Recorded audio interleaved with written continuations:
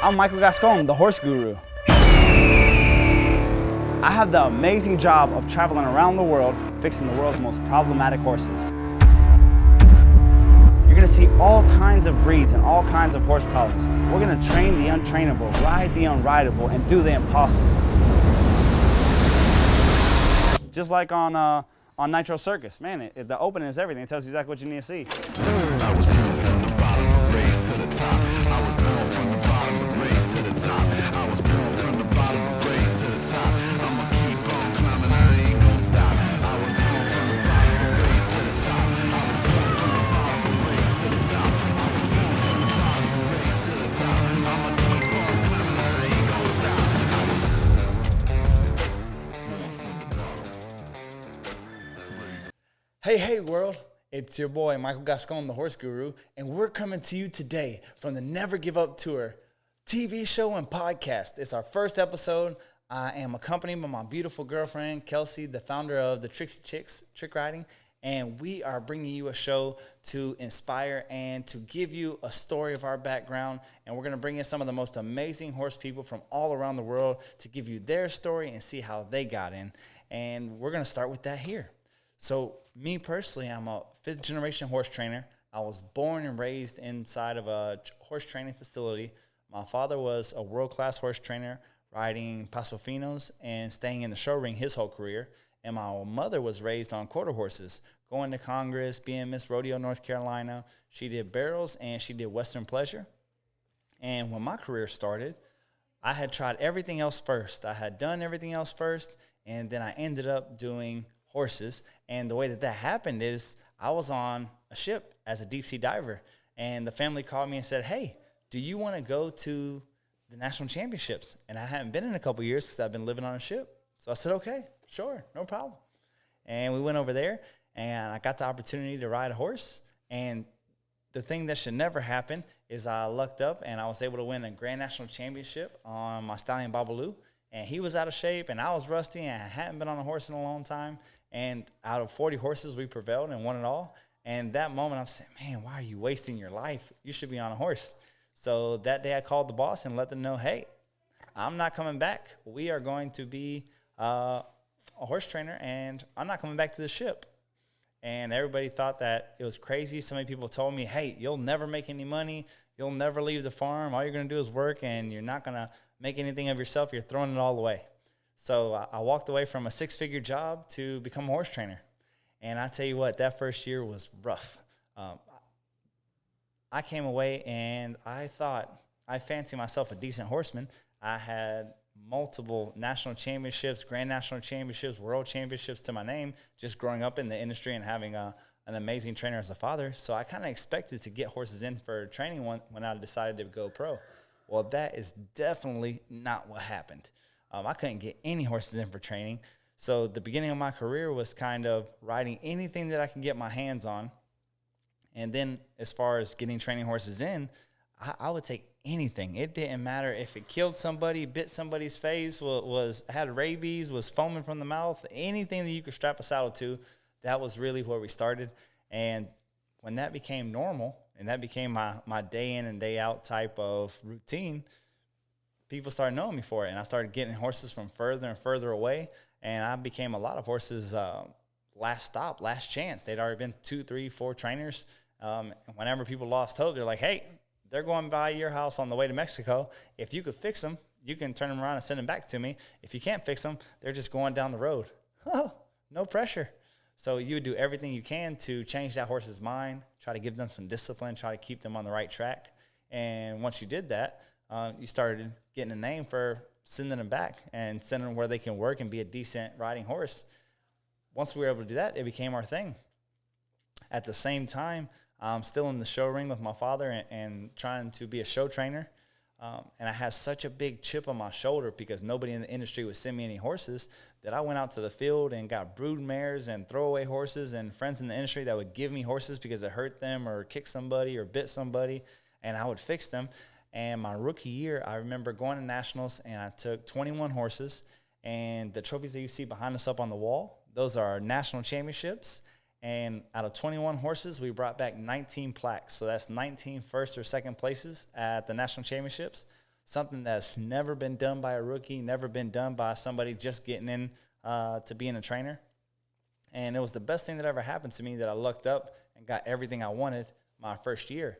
And the reason for that is it let me know, I don't think I want to do this for the next 30 years.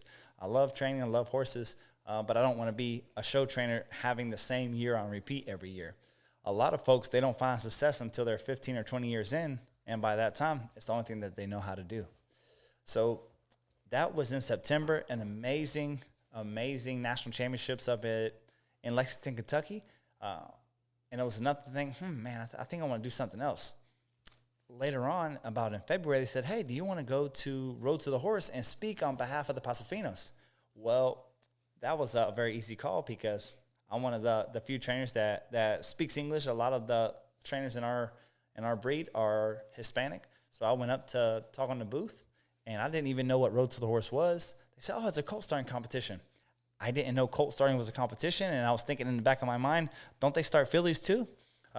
So I go up there, and Chris Cox is competing in his final year, and it was Chris Cox and whoever showed up to lose against him, and he started working this horse, and it was the first time that I had ever seen a horse that didn't know how to lead or wasn't started at all be ridden and under saddle in the first 30 minutes. And my mind was just blown. And then I watched every move he made over the next 2 or 3 days. And then on day 3, he rides that horse out and about over the obstacles around the arena. They give him the title. He gets a belt buckle, a jumbo check that's $100,000. The confetti falls from the sky. And when that happens, my whole world stood still in that moment. And I said, oh, my gosh, 18,000 people screaming for him. I said, that's what I was meant to do. I want to be a world champion colt starter and a world famous clinician, and that's what I'm going to do. Well, immediately, as soon as you say that, the very next thing that happens is you think, how can I do that? I don't come from quarter horses. I come from Pasos. Nobody's ever heard of a Paso. How am I going to be a famous clinician? So doubt starts creeping in. I was lucky enough to, later on that night, I must have took a wrong door or something, and I got into the competitors' ball. And I met Chris and Tootie Bland, who was the owner of Road to the Horse at the time. I walked up to her. I said, hi, I'm Michael Gascon, and I'm going to be winning Road to the Horse soon. She looked at me like, who the hell are you, kid? And once I told her, then the next question was, so how do you get in this thing? She said, oh, you have to have followers. There's nobody following me. She said, no, on social media, you have to have, it's all about money. You have to put the fans in the stands. I said, oh, okay, no problem. Got done talking with her, talked to Tammy Strantz. She's the one that puts all the marketing together, talked to Chris Cox, talked to the other competitors. Then on my way home, I started my Facebook page with 0 followers. My mother was my first follower. And my next thing was, how am I going to get any followers? Very quickly, my friends from Facebook had 2,000 followers, but they were just my Facebook friends, being supportive. I was thinking, how am I going to get famous? I think I'm going to make a viral video. Well, I did everything I could to give people information. I would tell them everything that I knew at the time, and it would get no views. And I would try to help people and fix gate and do this and do that, and no views and no views. And my debut was, I saw a T-Rex on a Facebook video jump out of a truck and eat a Santa Claus during Christmas time. And it had like 70 million views. I said, oh, I'll be the first person to ride that on a horse. So I ordered it. It was back ordered because it was viral. We did that. It came in 2 months later. So about February comes in. I see the FedEx man coming down the road. I run my horse down to the other side of the farm, get the T-Rex suit. Long story short, 20 minutes later, video's done. I posted the next morning. I posted at 8. By lunchtime, I'm starting to get calls from the news channels around. Hi, are you the owner of Jurassic Paso Park? Yes. Can we do a news interview with you? And at the time, this was all surreal because we had never had any views. We had never had anything go on with our videos. We had never had more than a couple hundred views. And it was just crazy. The whole farm stopped that day. Everybody's watching and calling each other. Hey, it's at 100,000. Hey, it's at 250,000. Hey, it's at 500,000. Oh, we threw a crazy party that night. It was good fun, good fun. The next thing that happened at this time, I want to be a clinician real bad. Anywhere anybody will take me, I'll come and do a clinic for free. Just give me the chance, give me the opportunity. Right after this video hits, I get a call from Miss Britta, and she is calling from Germany. She says, hey, do you want to come over here and do a clinic? Let me check my schedule. My schedule. I didn't have a schedule then. I didn't have anything but horses to work at the farm. So I said, yeah, I can make it, no problem. I went over there. When I come back, it turns out that word that I have been in Germany doing clinics had gotten out. So then people from the U.S. started booking clinics. And one thing led to another. I started working more problematic horses. I opened up a clinic format where, hey, bring anything you want. Oh, it killed somebody? Bring it. Oh, it maimed somebody, it chases children, it bit somebody, kicked somebody? Bring it, bring it. And that became the norm. And like that, we started booking clinics, filling out clinics. And that has been my best teacher are the horses, is being able to work 400 or 500 horses a year. For the past few years, the learning curve is amazing. You learn or die, one of the two. And I'm still alive, so I've learned quite a bit. With these problematic horses of any breed, creed, age, size, color, Mustang, pony, Percheron, 330, just doesn't matter. And the amazing thing about it is the language of the horse is universal. So if you can speak to one of them, you can speak to all of them. And that's just what we've been able to do. So it's been an amazing journey to get here. And so many steps along the way, there has been so much friction and resistance and learning new things, and your ability to just drive forward like a tsunami, like a river, and just being able to curve and bend and do however you need to get to your destination. That's what's allowed us to get to this point. So we're just trying to give back with this podcast, with this TV show, and show you some of the most amazing horsemen in the game right now and some of the trials and tribulations that they've had to go through. So whenever you're starting, you're trying, and you're looking at them and saying, I can never be there. You absolutely can. You just have to decide that you can. You know, the way you make it to the mountaintop is a big vision and small steps. Well, they don't tell you just how many steps it takes to get to a position like this. And when you get here, you look up and you're still a long way from the mountaintop. So you just keep putting one foot in front of the other and learning from the steps that were behind you. And here we are. Now, I would love to introduce my girlfriend, the beautiful, the amazing Kelsey. And she does an amazing job, the most amazing trick rider that I have ever seen. She's a freak. I mean, just no two ways about it. He's a little biased. Maybe just a wee bit. Why don't you tell them a little bit about your story and how you came, because you came from a 100% different angle than I came from. So one of my favorite parts about Michael that doesn't get out there much and you really don't see in this industry is that nobody learns from anybody else. You go and you learn from one person, or you find your one mentor, and that's who's made you.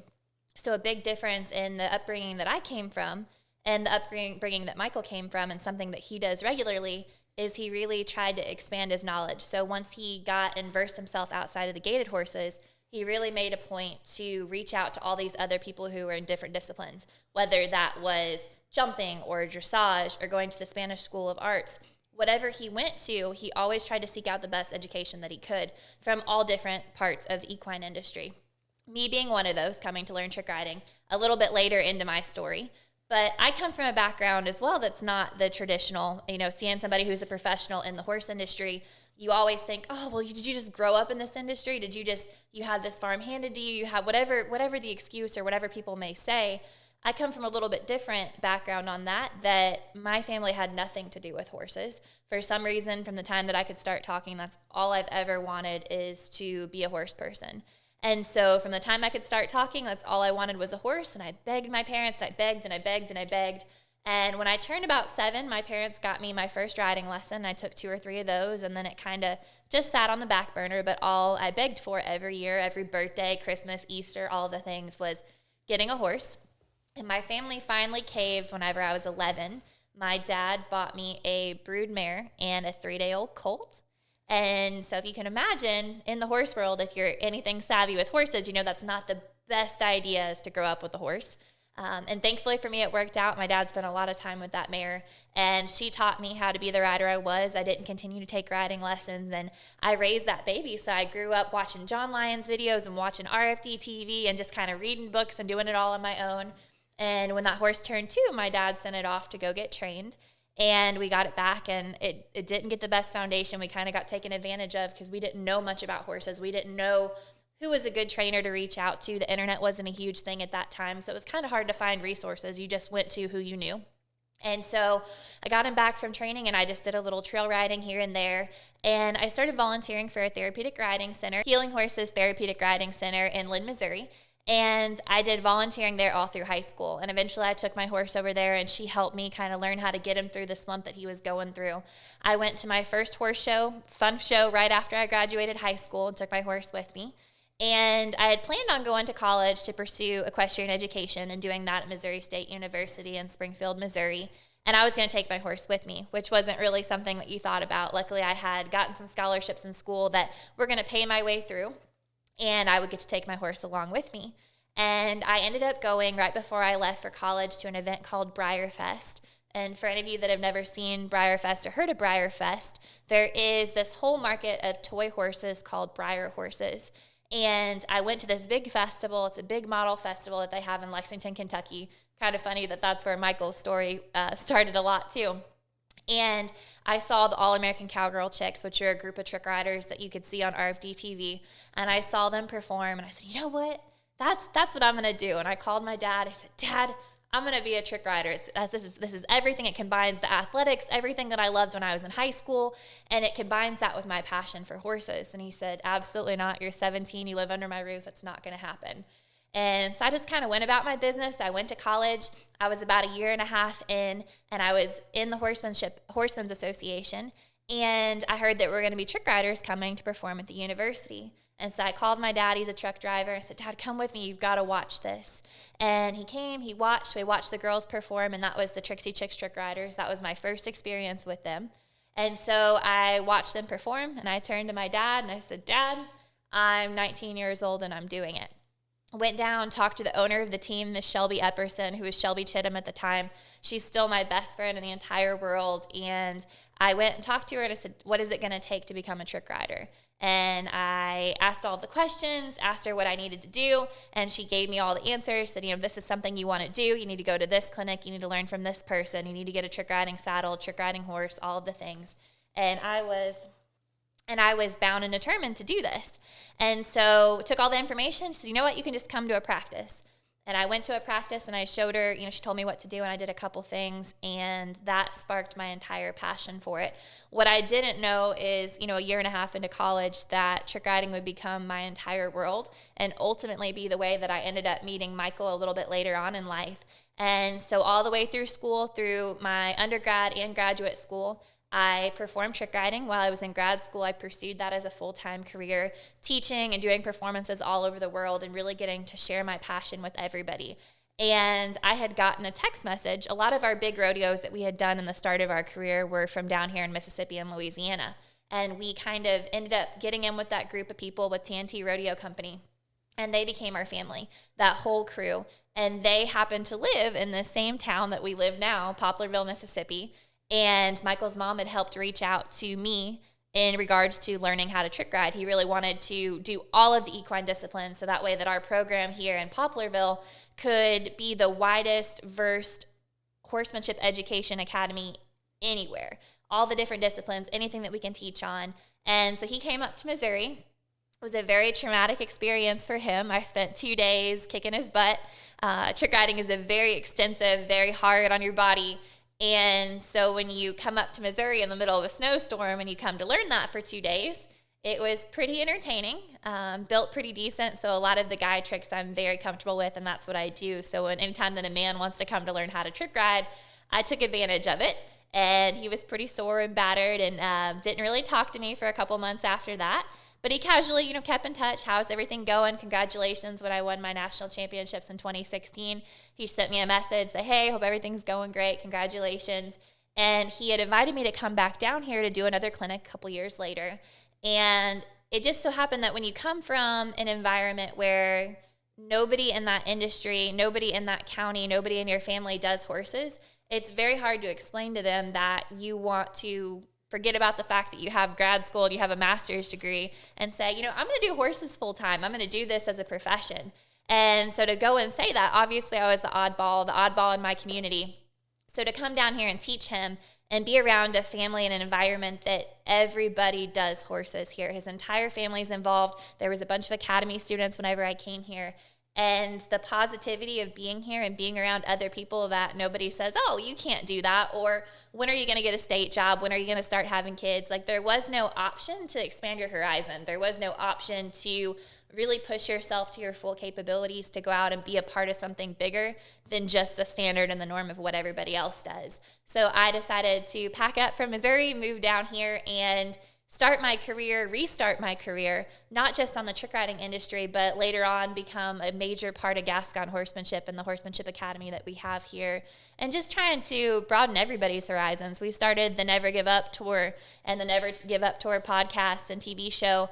It's all behind the understanding that no matter what it is, what boundaries you have in life, things that are holding you back, any negativity or people around you that are telling you can't do it, never give up. And that's the same philosophy as Michael talks about the horses in this podcast and TV show, anything on social media. The horses that we get that come here, a lot of times we're their last resort. So to be able to give not only that horse a second chance at life, but people who come here and have given up on themselves, have given up on their riding abilities and their confidence, to be able to give them an environment where they can come and have that peace, love, and positivity of being in an environment where everybody wants you to succeed. We want the horses to succeed. We set them up for success, and we want to be able to do the same for you. So throughout this podcast and the TV show, we're going to be bringing on different guests where you can see the different things that they've had to go through and have to be successful against, no matter what odds were stacked against them. There's some amazing professionals out there in the horse industry, and we can't wait to just bring them on this show and share their story and share what they've had to go through and their hardships. And I mean, that's about the gist of it, guys. Like, you don't realize how hard and how long you're going to have to push for something if that's something that you really want. And the key to it is, hey, you're not the only one that's frustrated. You're not the only one that's having a hard time. You're not the only one that feels like a failure when you first starting out. Whenever you change the way you look at failure, the way you look at things is going to change. Your horsemanship experience is going to change. Life is going to change. When you realize that practice is controlled failure and you're just trying to figure out all the ways not to do it before you figure out the way to do it, it's really going to speed up your process. And I really hope to enlighten you guys on just how many people along the way it took to help me. But people aren't going to help you if you don't want to help yourself. The horse industry is full of people who will be willing to lend a helping hand, and at the same time, people don't want to look and reach out and send those messages and make those phone calls and say, hey, can I come learn from you? Can I work with you? Can I talk to you? Can I come stay in your town and ride with you for a couple days? And one of the things that you'll learn here is just how many people are willing to, if you're willing to reach out, and the things that you can learn. We're very excited to get this thing up and running. We really appreciate you guys tuning in for our first episode and you checking us out. Thank you, guys. We really appreciate you being here, and we'll see you on the next episode of the Never Give Up Tour show. Thank you. Yeah. Hey, guys. Thank you so much for watching the Never Give Up Tour show and podcast. We appreciate it so much. If you can give us a like, a follow, a share, we're going to have some of my most favorite horsemen, some of my heroes, some of the people that I look up to on this show to show you how they never gave up and they found their dreams. And you can do it too. Thank you.